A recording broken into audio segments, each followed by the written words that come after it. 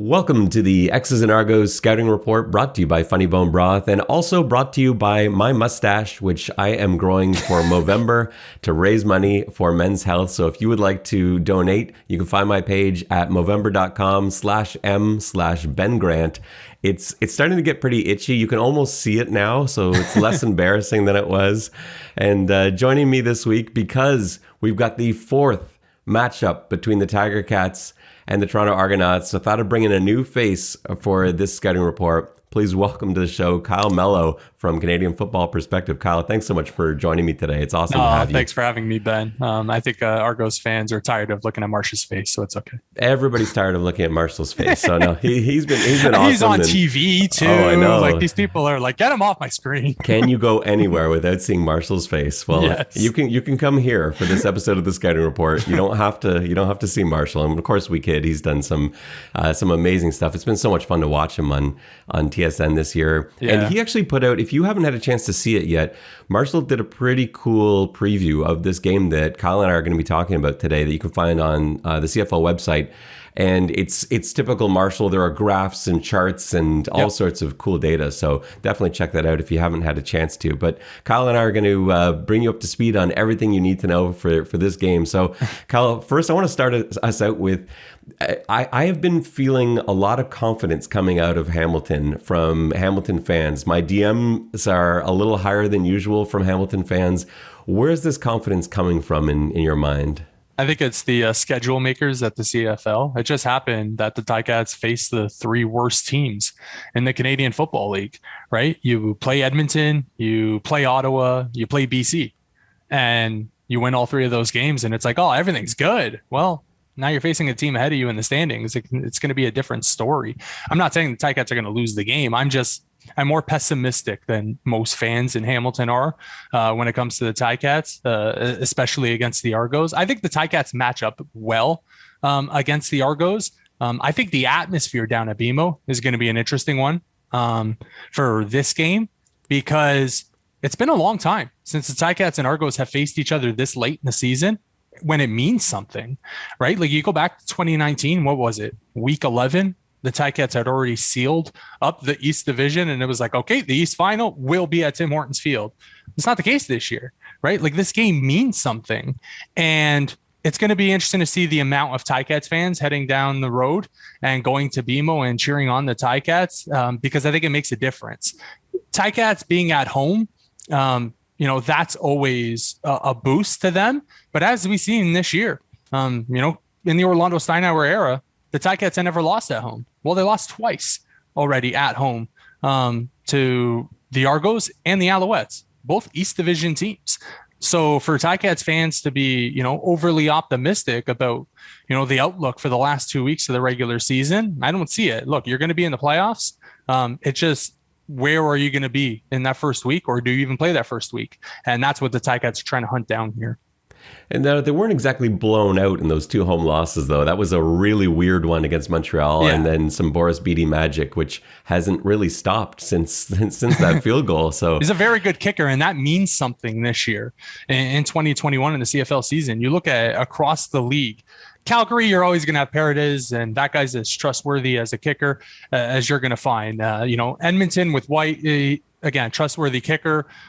Winnipeg, even though they've been dominant this year, they just got Sergio Castillo in there. Like, they've had, kind of a mess of a situation in terms of their kicking. For the Ticats, Bertolet he's an interesting kicker, because that game against Montreal, would he hit that 56-yarder into the wind to tie it to, force overtime? But outside of that, he's been a lot of, up and down. And I think back to the Ticats, was it Michael Damagala missing that extra point that would have tied the game and sent it to overtime against the Argos, but the Ticats lose. But I think the bigger theme for me, for the Ticats, can you put together a good 60 minutes of football? Because the loss against the Alouettes, the loss against the Argos at Tim Hortons Field, what do those two games have in common? The Ticats faded in the fourth quarter, and that worries me. Like, even last week against BC, the Ticats should have won that game running away. Instead, it came down to an 8-point difference, and the last play of the game, Michael Riley chucking up a pass to the end zone where it was a jump ball situation. If BC would have found a way to catch that ball, it's a 2-point convert to tie the game. And why was that? Because the Ticats faded and their offense faded and couldn't get a first down when they needed it the most. So Friday night's going to be an interesting one. But again, I think the atmosphere at BMO is going to matter. And I don't know how many Ticats fans will watch this. Definitely tune in to what you're putting out there because it's good content in the CFL. We need more good content. Go down to BMO because I think it's going to matter if you have 5, 6, 7,000 Ticats fans. I think it's actually going to be a pretty good environment there. I'm gathering that it's pretty close to a sellout. Now, this isn't your typical sellout because there's still social distancing in place, but just looking at ticketing websites earlier in the day, there was not a lot available. And so I know those aren't all Argos fans. I wish they were, but there's going to be a few thousand Ticats fans down there. It's going to be I think it's going to be pretty cool. And I'm excited just to see the atmosphere because it's been great at BMO all year, even when it's been low numbers. We had a game as low as 6,000 fans, but it's the loudest 6,000 people in Toronto that show up to these events. So it has been good, but getting what maybe, I guess, 13 or 14,000 in there will be, I think, pretty interesting. So I'm excited about that. So hopefully we do get a good turnout from that Hamilton crowd. I know it's coming, but I think there's going to be a pretty good Toronto contingent there too. So I'm hoping it's electric. I think the other thing to point out as well, you look around the CFL, this is kind of the last really important game, right? Like Winnipeg has, clinched first place in the West. It looks like Saskatchewan's going to take that second place spot, and the Stampeders will have to go to Regina in that West semi. And then if the Ticats and Argos, this game it is going to go a long way into deciding who's going to finish atop the East Division. And me and Marsh talked about on Marsh and Melo on Mondays. We talked about the last week of the season, and like Edmonton goes to BC. It's a 10:30 kickoff. Who in the East is going to tune into that game? Like both of these teams are out. I said the hope for the CFL is that Nathan Rourke starts that game for BC, and then we get to see a Canadian quarterback again starting a game in the Canadian Football League, because I think that's important to have representation at the quarterback position when it comes to Canadians. I think this Ticats Argos game, it's as important, a regular season game as these two teams have had in half a decade, at least 5 years. So that will be interesting.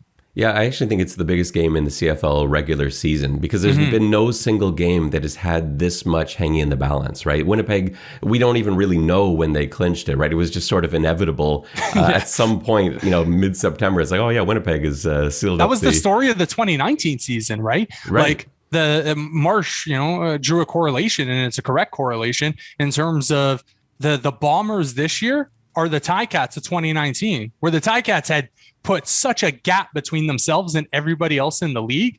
And the Winnipeg's kind of done the same thing, except I think the gap's a little bit bigger. And we're all like penciling in Winnipeg to be in Hamilton for the Grey Cup.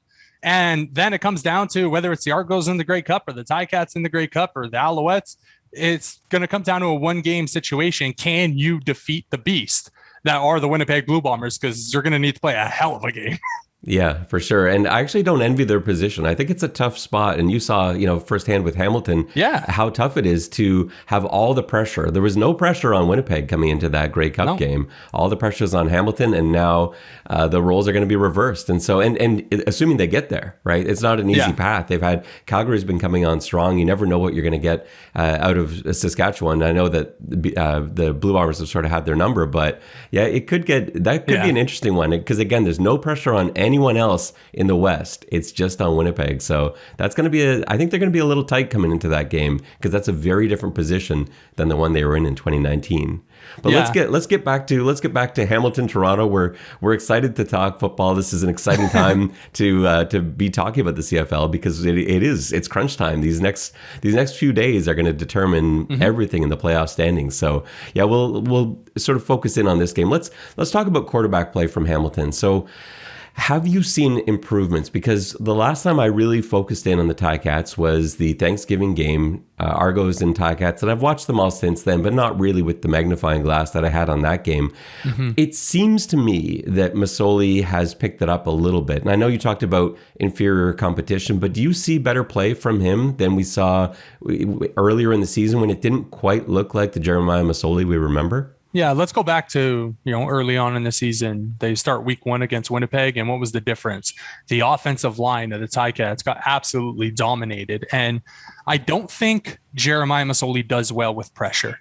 I always, talk to Marsh about this in terms of the difference of Jeremiah against Dane Evans, and it's the one criticism. I mean, not the only criticism, but I would say the main criticism of Jeremiah Masoli. Dane Evans has this innate ability to sense pressure and immediately do what he can to get away from the pressure. Jeremiah, I find, when he has pressure in his face, and it's going to be huge in this game, can the Argos put pressure on Jeremiah Masoli? Because I think if you can force mistakes. Jeremiah does this thing where when he has pressure in his face, he floats backwards. And by the time he releases the ball, he's not stepping into it, and a lot of balls sail on him, right? It happened week 1 against Winnipeg. It happened in the second game against Saskatchewan. And I think if you're Hamilton, protection is going to be the ultimate, difference in this game. Now, offensive line play. I think if you're the Ticats, you're feeling a lot more confident with this group than the beginning of the season. You had Kay Okafor playing left tackle, and he wasn't good, just simply wasn't good. And now they have Vaughn Call in there at left tackle. He has settled that position down a little bit. Chris Van Zyl's back to play right tackle. And then, I know Yarborough, who was filling in at center for a little bit there because Soraka was kind of banged up. He's out with injury now. So it's, Coulter Woodmansey, Jesse Gibbon, 2 really young guys in the CFL. And it's going to be interesting to see how they react to the moment, because this is a super, super big game. And, it is Toronto, but you are on the road, right? You might have, 5, 6, 7,000 Ticats fans at BMO. It's still a road game, and it's an important road game. So we'll see how, they play itself out. And you always have the constant on the offensive line in Brandon Riverberg. But for Hamilton and, the play of Jeremiah, it's all going to be contingent upon, can you protect? Because I think when Jeremiah has time, he can rip people apart and rip teams apart.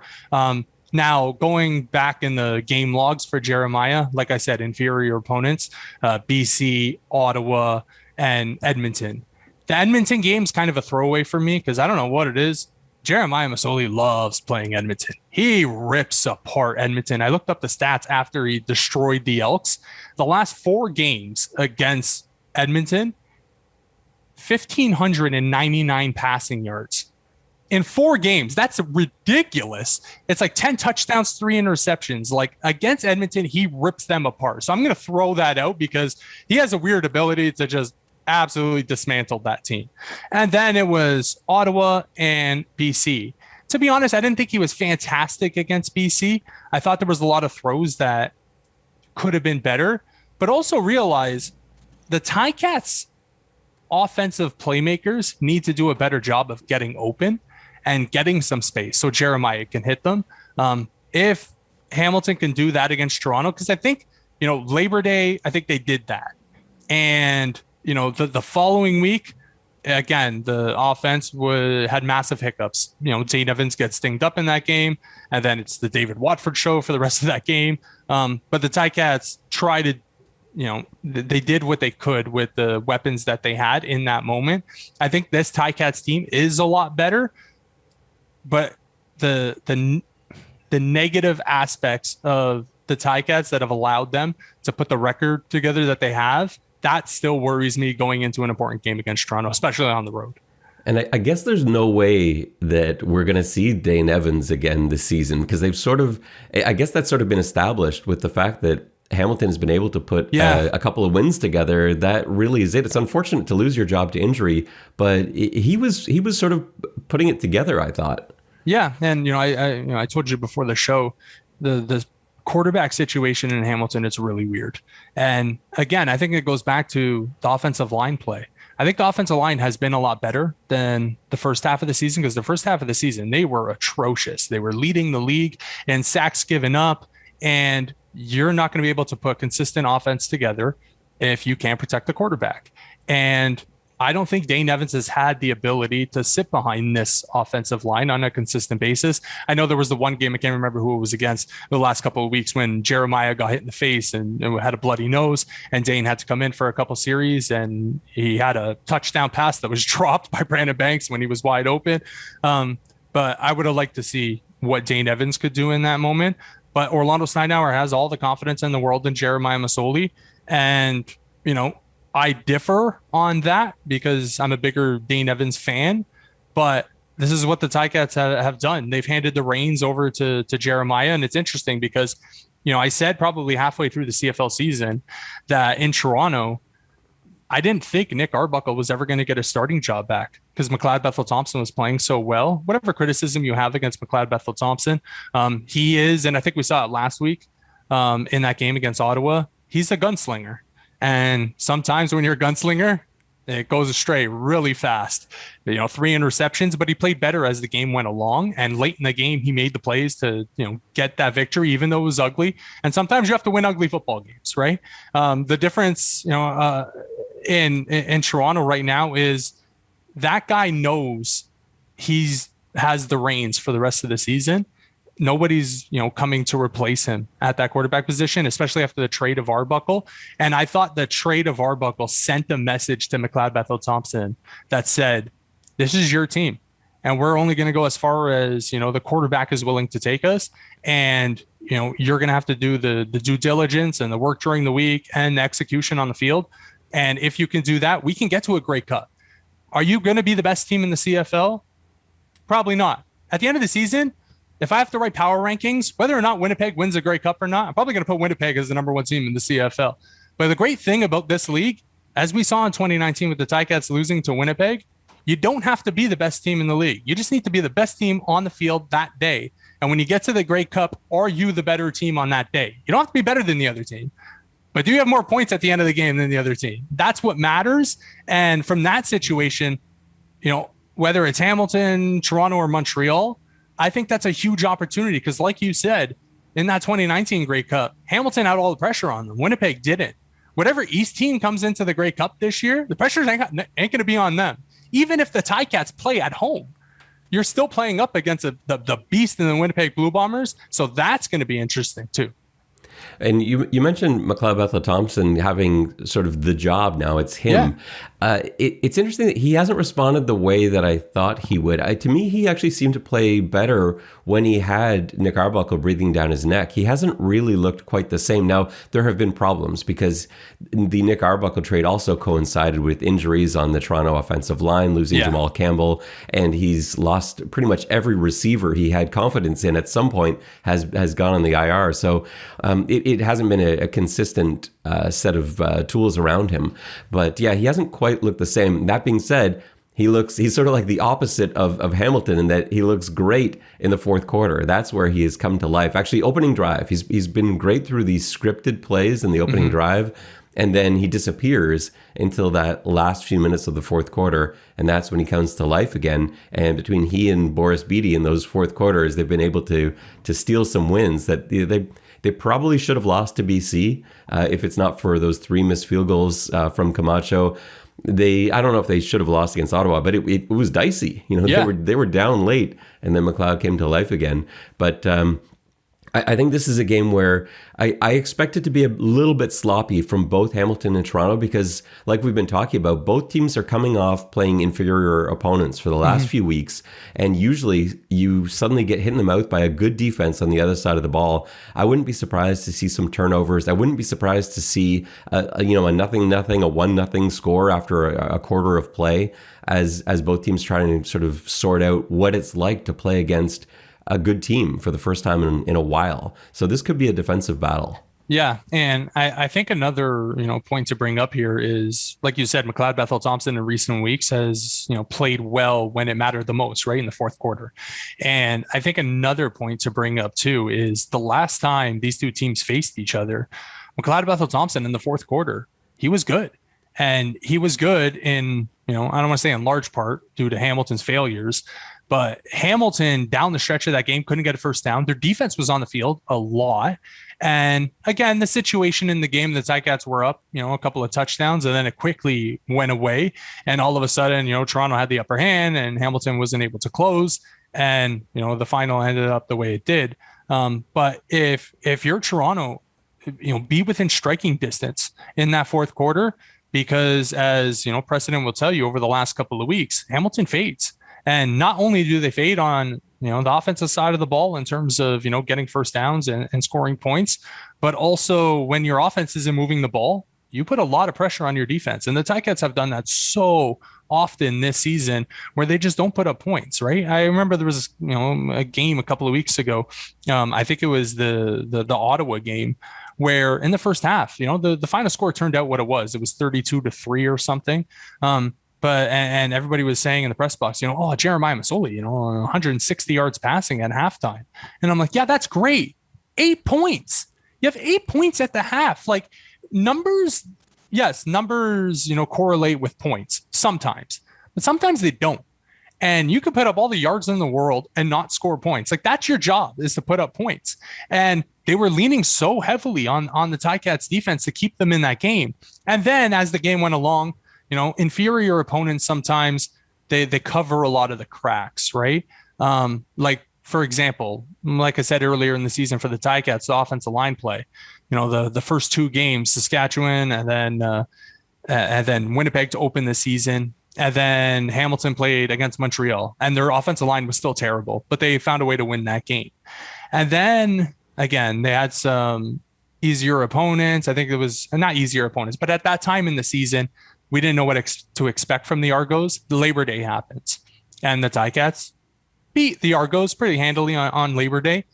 And I was saying, even though you're winning, it's still, I see the issues on the offensive line. I see the issues on this team.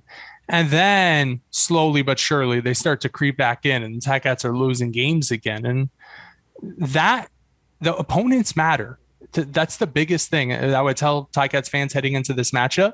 And you better be ready for a fight, because the Red Blacks weren't going to give you a fight. Edmonton, definitely not going to give you a fight, especially with the morale in that dressing room right now. And, other teams, around the CFL, Ottawa and Edmonton, and then obviously BC, that team just saw their season fall apart. The morale and the quality of the fight you're going to get on the other side, it wasn't fantastic. But Friday night, you better expect a fight. Has Brendan Banks come back to life? Because we've been waiting for it. I think every Toronto fan has been waiting. And game one, it's Banks is going to do some damage, and he made some plays, but was not the guy that we remembered. Game two, same thing. And I don't think he played in the third game. But his stats seem to have come to life a little bit. Is this maybe a mirage based on the schedule, like we've talked about with some of the other players, or does he look more like himself? I brought it up earlier in our conversation about, Dane Evans, and he came in for a short amount of time a few weeks back and, had a touchdown pass to Brandon Banks, and he dropped it. And I know Brandon Banks was kicking himself. I saw him on the sideline, booting the garbage can like he was mad at himself. So I don't want to say that singular moment, kickstarted this run of great play from Brandon Banks. I think the chemistry with Jeremiah, it's getting there. I mean, get a touchdown reception in his last game. It was the first touchdown he's had, this season, and first touchdown pass he's had from Jeremiah since early in the 2019 season. Like that's a long time. But I think another thing to point out, and, there's a lot of Ticats players that are in this boat. The Ticats core has been together a while, a long time. Brandon Banks, Simone Lawrence. Simone's had a great season. Brandon Banks, maybe age is catching up with him, right? Like he's no longer a young receiver. He is getting older, and he does rely on his athletic ability and his speed, to make those plays. So maybe from that aspect, it's contributing to the lack of, consistent plays. But is he getting better? I think, missing some time earlier in the season has helped him because, and this, right? You veterans in the CFL, all of a sudden, the second half of the season, they don't practice, but on game day, they'll play. Why don't they practice? It's because they are in their mid 30s. And it's like, they can't do this anymore. Like they can't, have the wear and tear on their body of practice, playing 16, 17 games a season. Now, Brandon Banks, miraculously was able to stay healthy during the 2019 season, and he won the MOP because of it. But in 2018, he got injured right before the playoff game, and then Hamilton went to Ottawa and it didn't go well. Trevor Harris ripped them apart. So I'm looking at this from, Brandon Banks. He has taken some steps, but I don't think he's the Brandon Banks. At least I haven't seen it from 2019. Well, I know Argos fans are hoping they don't see it for at least one more game, and then he can go nuts against Saskatchewan in the season finale as far as they're concerned. But I've predicted. I've been all over the map with predictions this year, but I've predicted a 20-18 win for the Argonauts. I think it's going to be a really low scoring first half. Going to be some signs of life, and I think Toronto probably scores late for a win, or maybe it's a missed Hamilton field goal. I feel like one of those two things is going to be the way that the game finishes. But tell me how I'm wrong in a 20-18 Argos win. Ooh, how you're wrong. I think that Argos offense might be able to get some big plays on the Ticats. It's weird because the Ticats have played such kind of horrible offenses for the last month. I'm thinking, I think I've seen cracks in their defense, right? So a couple of things. Frankie Williams is obviously an unbelievable returner of the football, but also, he's a very good defensive back and a very good corner. And he's an aggressive corner. He likes to play aggressive. And, this is a different team from 2019 where they had Delvin Breaux on the other side. And, Jamal Roll was not even starting. He was an extra corner. And I think that guy is a very good corner in the CFL, and he wasn't even starting. But now, Jamal Roll, and now they have Desmond Lawrence, who's filling in for Frankie Williams because he's injured. Desmond Lawrence is interesting because the day Frankie got injured, the game he got injured, in the second half, the opposition was just going after Desmond Lawrence. Now, Desmond Lawrence has played a lot better, but he's giving cushion to receiver a little bit more than he was when he filled in for Frankie.